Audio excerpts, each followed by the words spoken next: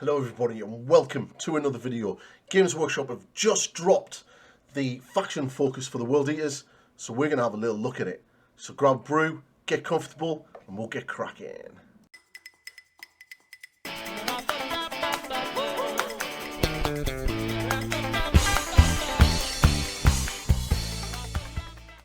That's right everybody, Games Workshop have just dropped the World Eaters faction focus thing.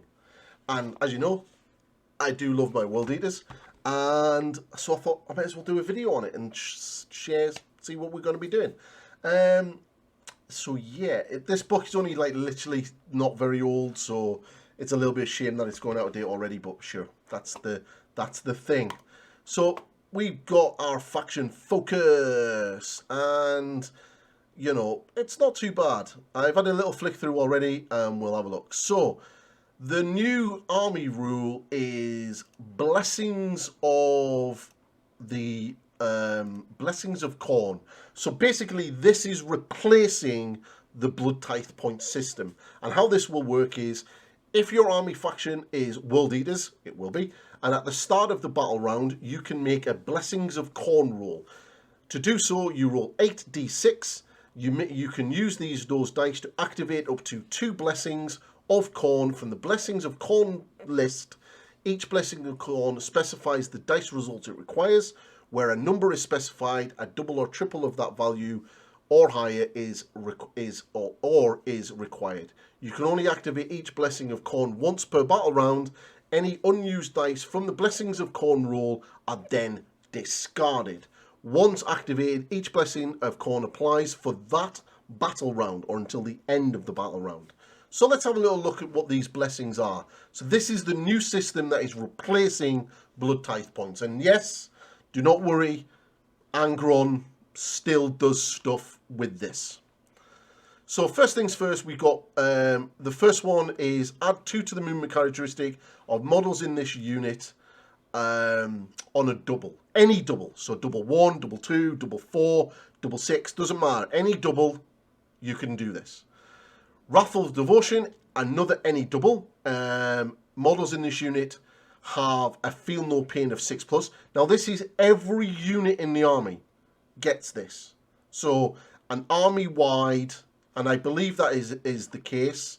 I believe that it is. This is the case that it is the entire army. Affects all of the units in your army, apart from demonic allies.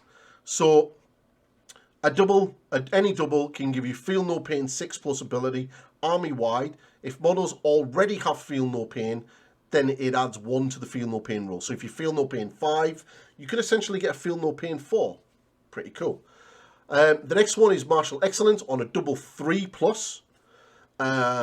Melee weapons equipped by models in this unit have sustained hits 1 ability.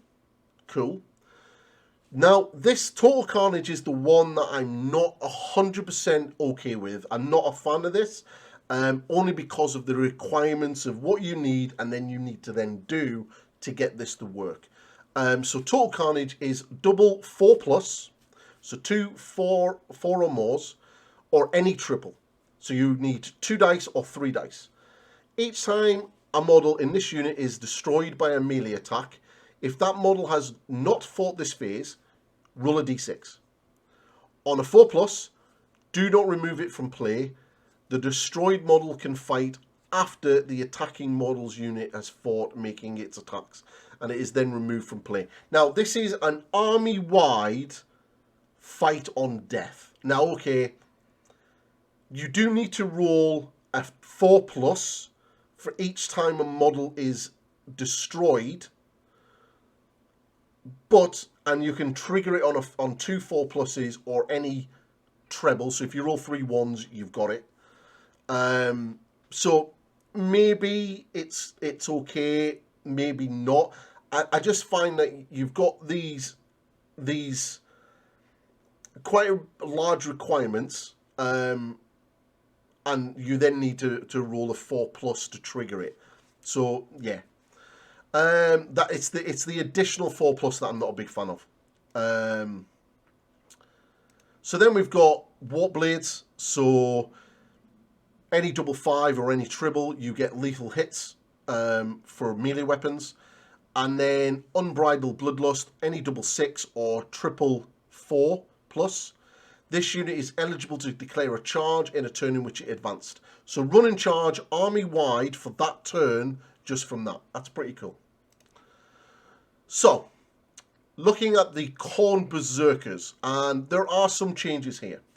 The stat line is pretty much the same. We've stayed the same for movement, toughness, armor save, 2 wounds. Leadership obviously is different because leadership in 10th edition is going to be working different compared to the rest of how it currently does in 9th edition. And they've got the OC of 2 for their the objective thing. Now, the bolt pistols and the plasma pistols are pretty much the same. The biggest change here is that the Khorne Berserker blade is now 4 attacks, and it is -1 AP instead of -2 AP as it currently is in 9th edition, and it's 1 damage. Now, just going to check the amount of attacks that works out. So yeah, so we've got 4 attacks basic. Now, at no point anywhere have I seen anything to say that we're going to get the additional attacks. So we're not getting the additional strength in the attack like we currently do with this book. But we have lost an AP. The Eviscerator is 3 attacks. Now, bearing in mind, that used to be 4 attacks if a model would have had that, because the base profile of a Khorne Berserker would have been 4. But the Eviscerator is now only 3 attacks, rather than... So you've lost an attack, and you've also lost 2 AP, and it's still damage 2. So you lost an attack, 2 AP. Blood Surge has stayed the same, and our icon has now changed. So our icon is now, each time you make a Blessing of Khorne roll, if the bearer's unit is within range of an objective marker you control, you can re-roll 1 dice roll. So that's pretty cool. So you get units on there, and it'd be interesting to see that if that stacks with multiple icons on multiple objectives. And if it does stack, then that's allowing to re-roll quite a few dice to be able to get some nice benefits for that turn. Now, obviously, the big man himself, Angry Ron himself. So, first things first, Angron has lost 2 inches on his movement. He was movement 16, he is now movement 14. He has gone up from toughness 7 to toughness 11.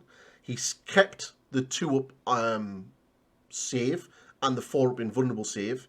He now has 16 wounds. He did have 18. His leadership has obviously changed because he was leadership 10, but he's now leadership 5. Again, until we actually see exactly how morale and leadership and everything else works, can't really comment on that. And he has the OC of 6, so he counts as 6 on an objective, which is pretty damn cool. Now the weapons. The weapons have changed slightly. So the strike ability is now 8 attacks, down from 12.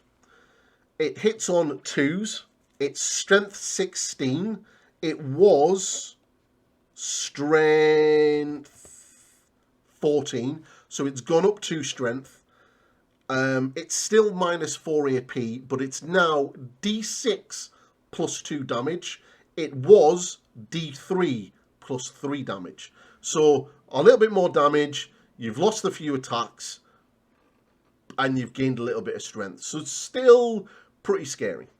The sweep ability, which used to be base strength of 9, and -3 AP and 1 damage apiece, and then you would get 3 hits for every attack. So basically you will end up with something like 36 attacks. Now you get 18 attacks, hitting on 2s, strength 8 was strength 9, -2 rend was -3 AP, sorry, and it's now damage 2 when it used to be damage 1. Pretty good. So a little bit of a nerf, but also a little bit of a buff in places. So that's not too bad. So obviously the aura ability that he has, the Wrathful Presence, has changed. Wrathful Presence used to be done at the command phase at the beginning of your turn. Now it's at the start of your charge phase. Select one of these Wrathful Presence abilities. So, and some of them have changed. So Glorious Bloodletting is while a friendly World Eaters unit is within 6 inches of this model, each time a charge roll is made for that unit, add 1 to the hit rolls. That hasn't changed. That's stayed the same. Infectious Rage has kind of changed. It was while a friendly World Eaters unit is within 6 inches of this model, each time a model in that unit makes a melee attack, reroll hit rolls of 1. But it's now got like a strength thing into it. So while a friendly World Eaters unit is below its starting strength, is within 6 inches of this model, add 1 to the attack characteristics of melee weapons equipped by models in that unit. For the purposes of this ability, if a unit has a starting strength of 1, it is considered to be below its starting strength while it has lost 1 or more wounds. So basically what that means is if you have a unit of 10 Khorne Berserkers and you have lost 5 models, while it is below its starting strength, so if you even lose 1 model, so you're down to 9 models and you're within 6 inches of Angron, your Khorne Berserkers will add 1 to its attack characteristics, so they'll be up to 5 attacks each. So that's not bad. Before, you used to just re-roll. Before, you just used to add 1 to attack characteristics. That's it. That's it. So there's a little bit extra to it. Righteous Slaughter has changed completely. So Righteous Slaughter used to be you can't fall back from him. Now, World Eater units that are within 6 inches of this model, each time a model in that unit makes attack, you can re-roll all hits. That's pretty cool. So you choose this at the start of your charge phase. Also, he now has damaged 1 to 6 wounds. So when he's only got 1 to 6 wounds left, he's -1 to hit. So you'll be hitting on 3s rather than 2s. Now, the big thing, Reborn in Blood. And this is where we get our old Blood Tithe ability about bringing him back is now baked onto his data slate and is now a part of the new Blessings of Khorne system that has replaced Blood Tithe. So basically, each time you make a Blessings of Khorne roll, if this model is destroyed, that's the key thing, he has to be destroyed, and you do these at the beginning of your turn, you make if you use a 666, so 3 6s, from that roll to use this ability, if you do so, this model is no longer destroyed and is placed into reserve with its full wounds. He now comes back with all 16 wounds. That's a massive buff. So you just need to roll 3 6s. And obviously getting Khorne Berserkers onto objectives with icons to allow you to re-roll a couple of those dice to fish for those 6s, you could potentially bring him back. Now, it will be interesting to see when reserves kick in and how reserves will work. So if you roll this at the beginning of a turn, so at the start of your battle round, so you roll this at the start of your battle round, and I believe that reserves will kick in the movement phase. So potentially, if you get killed on turn 1, at the start of turn 2, you roll your dice. If you get 3 6s, you know Angron's coming back with all of his wounds. That's pretty cool. That's pretty big. So I like that. Weapons, the new Demon Gorge Cannon. Again, if you've got a Tonka truck and you like using the Tonka truck, that's its thing. Now you have a new a stratagem. So it's 1 CP, Berserker Warband, Epic Deed Stratagem. When it's used in any phase, target 1 World Eaters unit from your army that was destroyed while it was within range of an objective marker you control. You can use this stratagem on that unit even though it was even though it was just destroyed. The effect is the objective marker remains under your control, even if you have no models within range of it, until your opponent controls it at the start or end of any turn. So you can kind of sort of keep that objective, which is not bad. And then obviously we have the law. And the next faction focus is going to be AdMech. So that's our faction focus. How do I feel about it? Well, we've lost Blood Tithe, and we've gained a new system called Blessings of Khorne. I'm intrigued. I'm a bit sad that we've lost Blood Tithe. I was very excited when we got this and we got the Blood Tithe system put into it. I thought it was pretty cool. It's a bit sad to see it go, but we'll see how that sort of works for when it, when we see the whole thing. I do think there's going to be some interesting changes, and I do think we will get our codex sometime next year. I'm going to speculate. There is no rumours to work with here, but I'm going to speculate that we'll get our codex sometime in the summer next year. So in about a year's time, which should be about right, because Leagues of Votann will probably be before us, and we'll get our second wave of models. Speaking of models, there are rumours for this. So we're looking at about four to five new units apparently. The ones that I have been told about and the rumours have said is that we'll be getting a Butcher Surgeon, a Khorne World Eater Lord on foot. Now, I don't know if that's in Power Armor or Terminator Armor or whatnot. It'll also mean that we're going to be getting a unit of Juggernaut Berserkers, and that is Berserkers riding the Juggernauts. There is artwork in the Codex in this book, and with units, with HQ now joining units, that means like the Lord Invocatus and the Lord on a Juggernaut will have a unit that they'll be able to join. Let's see. The fourth one is probably the one that everybody's probably the most excited about, and that's the Chaos or the World Eater Terminators.